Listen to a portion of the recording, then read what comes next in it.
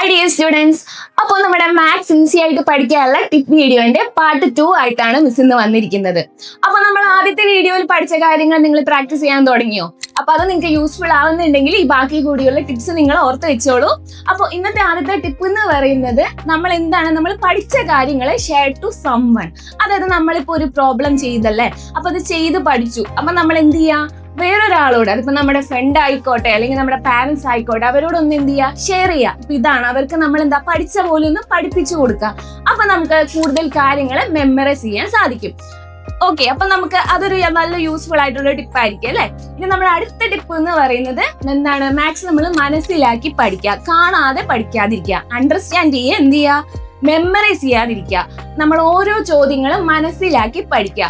അപ്പോൾ നമുക്ക് ഓരോ മെത്തേഡും കാര്യങ്ങളും മനസ്സിലാക്കിയാൽ അടുത്ത ചോദ്യം നമുക്ക് ആ ഒരു വേ ഓഫ് മെത്തേഡ് കൂടി ചെയ്ത് കംപ്ലീറ്റ് ചെയ്യാൻ പറ്റും. നമ്മൾ ഈ മെമ്മറൈസ് ചെയ്താലുള്ള പ്രശ്നം എന്താണെന്ന് വെച്ചാൽ നമ്മൾ പല ഇക്വേഷൻസും പല സ്റ്റെപ്സും നമുക്ക് കിട്ടാൻ സാധ്യതയില്ല. അപ്പൊ മാത്സ് അല്ല, ഏത് സബ്ജക്റ്റ് ആയാലും പഠിക്കും എന്ത് ചെയ്യുക, മനസ്സിലാക്കി പഠിക്കുക, കാണാതെ മെമ്മറൈസ് ചെയ്യാതിരിക്കുക. ഇനി നമ്മുടെ ലാസ്റ്റ് ടിപ്പ് വന്നിട്ട് എന്താന്ന് വെച്ചാൽ ലേൺ ഇൻ ഷോർട്ട് പീരീഡ്സ്. അതായത് കണ്ടിന്യൂസ് ആയിട്ട് ഒരു 2-3 മണിക്കൂർ ഇരുന്ന് പഠിക്കാതെ ഒരു ചെറിയ സമയം എടുത്ത് പഠിക്കുക. അതായത് ഒരു 25 മിനിറ്റോ 30 മിനിറ്റോ പഠിച്ചിട്ട് ഒരു 5 മിനിറ്റ് ബ്രേക്ക് എടുക്കുക. അപ്പൊ അങ്ങനെ ഷോർട്ട് പീരീഡിൽ പഠിച്ചാൽ നമ്മൾ ഈ പഠിച്ച കാര്യങ്ങൾ കൂടുതൽ ഓർത്തിരിക്കാൻ സാധിക്കും. അപ്പൊ ഈ 5 മിനിറ്റ് നമ്മൾ ബ്രേക്ക് എടുക്കുമ്പോൾ ആരും ഫോണൊന്നും പോയി കളിക്കാതിരിക്കുക. നമ്മൾ ആ പഠിച്ച കാര്യങ്ങൾ എന്തൊക്കെയാണ് അങ്ങനത്തെ ആ ഒരു ആക്ടിവിറ്റിയിൽ ഏർപ്പെടാൻ എല്ലാവരും ശ്രദ്ധിക്കുക.